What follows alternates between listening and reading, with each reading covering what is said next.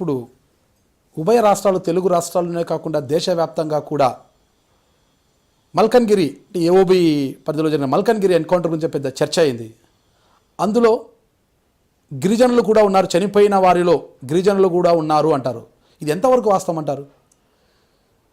మొత్తంగా 24వ తేదీ నుంచి 28వ తేదీ దాకా కూడా 32 ఆయా వ్యవధులలో, అంటే రోజు జరుగుతున్నటువంటి చెప్పబడుతున్నటువంటి ఎన్కౌంటర్లలో మరణించారు.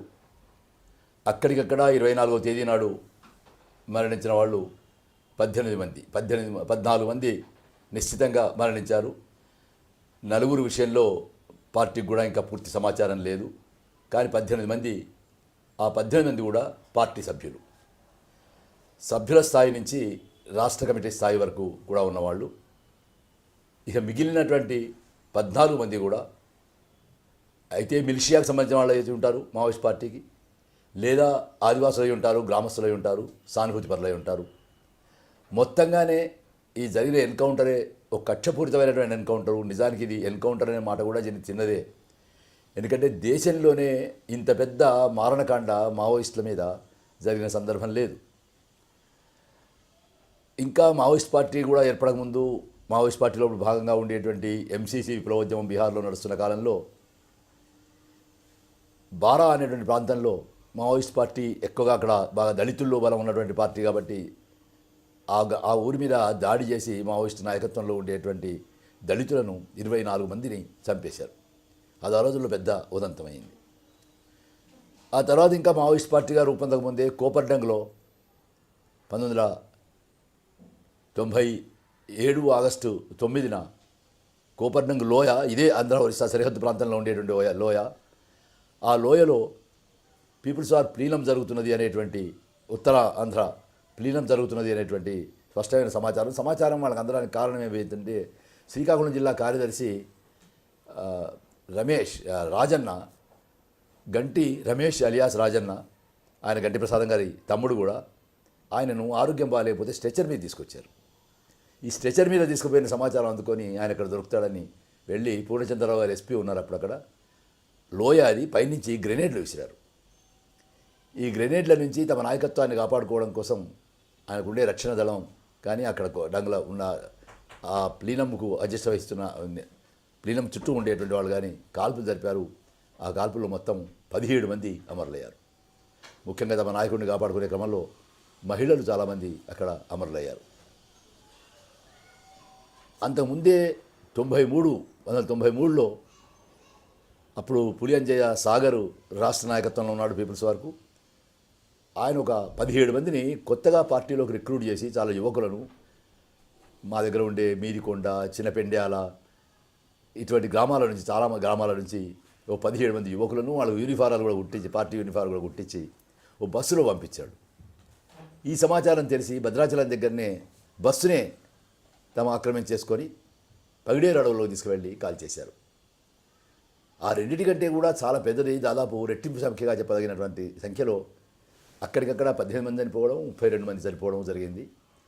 అంతకుముందు 20వ తారీఖు నుంచే ఒక 74 మంది ఉండేటువంటి పార్టీ నాయకత్వం అనండి, సభ్యులే అనండి, వీళ్ళంతా కూడా కొన్ని పనుల మీద, ముఖ్యంగా రాజకీయ తరగతులు నిర్వహించడం కొరకు, వాళ్ళు చెప్తున్నట్టుగా ప్లీనం కాదు, రాజకీయ తరగతులు నిర్వహించడం కొరకు కొందరు, గ్రామాల్లో ఉండే ప్రజలతో మాట్లాడడానికి కొందరు, పార్టీ సంబంధమైన ఇతర పనులతో కొందరు 3 ఫార్మేషన్స్గా విడిపోయారు. విడిపోయి ఉన్న స్థావరం నుంచి బయటకు వచ్చారు 74 మంది. ఈ సమాచారం ఇందులోనే ఒక డివిజన్ స్థాయిలో ఉండేటువంటి ఒక ద్రోహి ఇచ్చినటువంటి సమాచారంతో వాళ్ళు మొదలై తెలిసింది. వాళ్లకు ఇప్పుడు వచ్చే ఆధునికమైనటువంటి సమాచారం అందించేటువంటి విషయాన్ని మీరు ఒక ద్రోహకాల సినిమాలో చూసినట్టుగా వాళ్ళు ప్రవేశపెట్టినవాడు ఆ ప్రభావంలో వెళ్ళిపోతే మళ్ళీ తిరిగి వచ్చినప్పుడు ఒక చిప్ పెట్టి అతనితో ఆ పార్టీలో వ్యవహరించే క్రమంలో తెలుసుకునే సమాచారం పద్ధతిని జీపీఎఫ్ పద్ధతి అంటారు దాన్ని, బహుశా ఆ పద్ధతితో ఆ డివిజన్ నుంచి వచ్చి లొంగిపోయిన వాడిని కోవర్ట్గా ప్రవేశపెట్టి ఈ సమాచారాన్నంతా కూడా సేకరించుకొని హెలికాప్టర్తో ద్వారా సర్వే చేసి ఈ ప్రాంతంలో దాడి చేశారు. ఈ ప్రాంతం రామగూడ బెజ్జంకి ప్రాంతం, ఆంధ్ర ఒరిస్సా సరిహద్దు ప్రాంతం. బలిమెల బాగా చాలామందికి తెలిసినటువంటి బలిమెల రిజర్వాయర్ ప్రాంతం. ఈ బలిమెల రిజర్వాయర్ ప్రాంతం 3 వైపులా నీరుండి ఒకవైపు మాత్రమే ల్యాండ్ ఉండేటువంటి ద్వీపకల్పన లాంటి ప్రాంతం. దీన్ని కట్ ఆఫ్ ఏరియా అంటారు. అంటే మావోయిస్టులకు దండకారణ్యంలో ఎట్లాగైతే మాడ్ ఒక చాలా సురక్షితమైనటువంటి ప్రాంతం అనుకుంటారో అటువంటి సురక్షితమైన ప్రాంతం. కానీ ఈ సురక్షితమైన ప్రాంతం నుంచి ఒక డివిజన్ స్థాయి నాయకుడు ద్రోహాన్ని తలపెట్టడం వల్ల వాళ్ళు ఖచ్చితంగా ఆ స్పాట్కు రాగలిగేటువంటి అవకాశం కలిగింది. వాళ్ళు ఆ రాత్రిపూట తిని బహుశా తెల్లవారు తీసుకుపోవడానికి అన్నం అవి వండుకొని పెట్టుకుంటున్నారు. రోల్ కాల్ మార్నింగే రోల్ కాల్ పిలుస్తారు. అంటే ఇంకా డిస్పర్స్ అయ్యే ముందు ఇట్లా నిజానికి ఆయుధాలు ఇట్లా పట్టుకొని మళ్ళీ కలుస్తాం వెళ్ళొస్తాం మళ్ళీ కలుస్తాం అని అనుకుంటూ విడిపోతూ ఉంటారు. అట్లా 18 మంది రోల్ కాల్లో ఉన్న సమయంలో ఒక్కసారిగా మీదపడి కాల్పులు జరిపారు. ఆ కాల్పుల్లో అక్కడ 18 మంది చనిపోయారు. అందులో 18 మంది ఫోటోలు వచ్చినాయి. ఆ 14 మందిని గుర్తించడం జరిగింది. ఈ గుర్తించిన వాళ్ళు ఆంధ్రప్రదేశ్, తెలంగాణ ఆ ప్రాంతం నుంచి ఉండేటువంటి ఉత్తరాంధ్ర ఈ ప్రాంతం నుంచి ఉండే అందరి మృతదేహాలను తీసుకురావడం జరిగింది. దండకారణ్య ప్రాంతానికి చెందినటువంటి ఛత్తీస్గఢ్ ప్రాంతానికి చెందినటువంటి మల్కన్గిరి జిల్లాలోనే ఉండేటువంటి ప్రాంతం వల్ల మొత్తం మృతదేహాలు మేము వచ్చే నాటికి ఆ మృతదేహాలను కలెక్ట్ చేసుకోవడం సాధ్యం కాలేదు. ముఖ్యంగా ఛత్తీస్గఢ్ విషయంలో మా అక్కడ ఉండేటువంటి డిఐజీ ఎస్పీతో కూడా మాట్లాడి చెప్పింది ఏంటంటే వాళ్లకు టీవీల ద్వారా పత్రికల ద్వారా సమాచారం అందే అవకాశం లేదు, రేడియో ద్వారా చెప్పారు తప్ప వాళ్ళకి తెలియదు మాకు అని వాళ్ళకి ఆ సమాచారం ఇచ్చి మేము తిరిగి వచ్చాము. ఎందుకంటే మాడు నుంచి కూడా ఈ పార్టీలో టెక్నికల్ వర్క్ చేస్తున్న వాళ్ళు ఉన్నారు. బిజాపూర్ జిల్లా నుంచి వేరే జిల్లాల నుంచి కూడా డివిజన్ స్థాయిలో నాయకులుగా పనిచేస్తున్న వాళ్ళు కూడా ఉన్నారు. అటువంటి వాళ్ళు కూడా ఇందులో మిగతా వాళ్ళు ఉన్నారు. ఈ 15 మందిలోనే ఉన్నారు. ఇంకా తర్వాతనైతే ఆ ప్రాంతం అంతా ఆ ప్రాంతంలోనే ఈ ఎన్కౌంటర్లు ఇవన్నీ హత్యలు అనేవి జరిగినవి. ఇందులో ముఖ్యంగా ఆర్కేకి సంబంధించినంత వరకు ఆయన ఒకవేళ 23 రోజైనా, ఎందుకంటే 20 నుంచి ఈ గాలింపు చర్యలు ఈ హెలికాప్టర్ సర్వేలు జరుగుతున్నారనేటువంటి ఒక సూచనగా తెలుస్తూ ఉన్నది. కానీ అది చాలా సేఫ్ ప్లేస్ అనే దాంతో కూడా కొంత ఆ భావన కూడా ఉన్నది. కనుక ఒకవేళ తప్పుకుంటే 23 నాడు ఆయన తప్పుకొని ఉండాలి, లేకపోతే మాత్రం 24 నాడు గాయపడడం మాత్రం జరిగి ఉండాలి. గాయపడి తప్పించుకోగలిగాడా అనేది ఇప్పుడు సందేహంగా ఉన్నది. ముఖ్యంగా ఇవాళ వచ్చినటువంటి సమాచారాలలో అయితే ఒకటి ఏంటంటే ఇది ఎట్లా అమెరికా ఇచ్చినటువంటి ఒక యుద్ధ వ్యూహంలో భాగంగా దీన్ని లో ఇంటెన్సివ్ కంబాట్ వార్ అంటారు. LIC వార్ అంటారు దీన్ని. లో ఇంటెన్స్ అంటే మంత్రస్థాయిలో నడిచే యుద్ధం. అంటే మీకు ఒక్కసారిగా గుజరాత్ మారణకాండలాగా, గోల్డెన్ టెంపుల్పై మారణకాండలాగా సైన్యం వచ్చి విరుచుకుపోవడంలాగా 3 రోజుల్లో మీకు చేయగలగా, లేదా ఇందిరాగాంధీ హత్య తర్వాత జరిగినటువంటి ఢిల్లీ పంజాబ్ ప్రాంతాల్లో జరిగినటువంటి దాడుల్లాగా అట్లా ఒక్కసారిగా 1000 మందిని చంపే పద్ధతులు కాకుండా ముజఫర్నగర్ లాగా ఆగస్టు 2014 ఎన్నికల కంటే ముందు యూపీలో జరిగే పంచాయతీ ఎన్నికల నుంచి మొదలుకొని ఇప్పటికీ కొనసాగుతుంది ముజఫర్నగర్ బాకీ అయిన వాళ్ళు అన్నట్టు ముజఫర్నగర్ పెద్ద కొనసాగింపుగా ఉన్నది.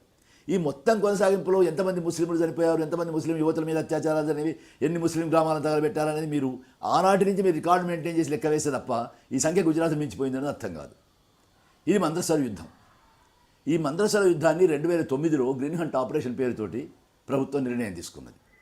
ఈ నిర్ణయం తీసుకోవడానికి అమెరికా జార్జ్ బుషే ఇచ్చినటువంటి ఒక ప్రోగ్రాం ఏమిటంటే క్యాప్చర్, విడ్రా, డెవలప్. మొదలు పట్టుకో, ఆ పట్టుకున్న ప్రాంతంలో నీళ్లుంటే నీళ్లు తోడేయి, ఆ నీళ్లలో చేపలుంటే చేపలను చంపేయి. అప్పుడు నీళ్ళన్నీ తొలగిపోతాయి, విస్థాపితం అయిపోతాయి నీళ్లు. ఆ భూమిని పట్టుకొని నీవు అనుకున్నట్టుగా అభివృద్ధి చేయి. ఏమిటి నువ్వు అనుకున్నట్టు అభివృద్ధి చెందడం? మైనింగ్, ప్రైవేట్ ఇండస్ట్రీస్ యొక్క నిర్మాణం, అది మల్టీనేషనల్ కంపెనీ కావచ్చు, బడా కంపెనీ కావచ్చు, వీటికి మొత్తం అడవిని అప్పగించాలి. చేపలంటే ఈ ప్రజలు, చేపలంటే మావోయిస్టులు వాళ్ళ ఇష్టం, ఏరేంటి ఆదివాసులు. ఇప్పుడు అక్కడ మొత్తంగా ఇవాళ కొత్తగా కాదు, అమెరికాలో యూరప్ నుంచి ప్రవేశించిన నాడే వాళ్ళ పాలక వర్గాలు చెప్పుకునేది ఏమిటంటే కొలంబస్ ప్రవేశం. అమెరికా పాలకవర్గ విధానాలను ఇక్కడ అవలంబిస్తున్నారు అంటారు. ఆదివాసుల విషయంలో, ముస్లింల విషయంలో మొత్తం ప్రపంచానికి ఒక విధానాన్ని ఇచ్చింది అమెరికా. అంటే యూరప్ నుంచి పోయిన పెట్టుబడి. యూరప్ నుంచి ఒక 550 సంవత్సరాల క్రితం కొలంబస్ అమెరికాను కనుగొన్న రూపంలో పోయిందల్లా యూరప్ యొక్క పెట్టుబడి. ఆ పెట్టుబడి ప్రవేశించినప్పుడు అక్కడ ఆదివాసులతో ఎట్లా వ్యవహరించిందో భారతదేశంలో ఉండే ఆదివాసులతో కూడా అట్లాగే వ్యవహరించాలనేది 1991లో సామ్రాజ్యవాద ప్రపంచకాన్ని ఇచ్చిన ప్రోగ్రాం. ఈ ప్రోగ్రాం ఇంటెన్సిఫై అయింది, తీవ్రతరమైంది మన్మోహన్ సింగ్ ప్రధాని అయిన దగ్గర నుంచి. ఎందుకంటే ఆయన ప్రపంచ బ్యాంక్ గవర్నర్గా చేసి వచ్చినవాడు కాబట్టి ఆయన ప్రపంచ బ్యాంక్ విధానాలు అమలు చేయడం బాగా తెలుసుంటుంది అనుకొని ఆయనకు ఆ బాధ్యత అప్పగించారు. మొదలు పివి నరసింహ, అందుకే ఆయన 91లో పివి నరసింహ ప్రధాని అయినప్పుడు ఆర్థిక మంత్రి అయ్యాడు. ప్రపంచ బ్యాంక్ ప్రోగ్రాంను అమలు చేయడానికి అప్పుడు ఆర్థిక మంత్రి అయ్యాడు. ఆ క్రమంలో ఆయన 2004లో ప్రధాని అయ్యాడు. ఆ ప్రధాని అయినప్పటి నుంచి ఆయనకు నిర్దిష్టమైనటువంటి కార్యక్రమాలు ప్రపంచ బ్యాంక్ ఇస్తూ పోయింది. అంటే ప్రపంచ బ్యాంక్ మల్టీనేషనల్ కంపెనీతోటి, బడా కంపెనీలతోటి ఎంఓయూలు చేసుకోవడం, ఈ ఎంఓయూలు నిర్దిష్ట కాలంలో అమలు చేయడం. ఈ అమలు చేసే క్రమంలో అనుసరించవలసిన పాలసీ క్యాప్చర్, విత్డ్రా, డెవలప్. ఈ ప్రోగ్రాంను అమలు చేయమన్నారు. ముఖ్యంగా చిదంబరం ఆ రోజు హోంమంత్రిగా ఈ ప్రోగ్రాంను అమలు చేసే కార్యక్రమాలను, అది కూడా వీళ్ళిద్దరూ 2 టర్మ్స్ వచ్చినప్పటికీ వేగవంతంగా చేయలేరు అనేటువంటి ఒక షికాయత్తోటే ఇప్పుడు నరేంద్ర మోడీని తీసుకొచ్చారు. అంతకంటే వేగంగా నరేంద్ర మోడీ చేయకపోతే మార్చాల్సి వస్తుంది అన్నమాట. ఇది ఈ క్రమంలో 2009లో దీన్ని ఆపరేషన్ గ్రీన్ హంటే అనే పేరుతోటి ప్రజల మీద యుద్ధంగా ప్రారంభించారు. ముఖ్యంగా తూర్పు మధ్య భారతాల్లో ప్రజల మీద యుద్ధంగా ప్రారంభించారు. ఈ గ్రీన్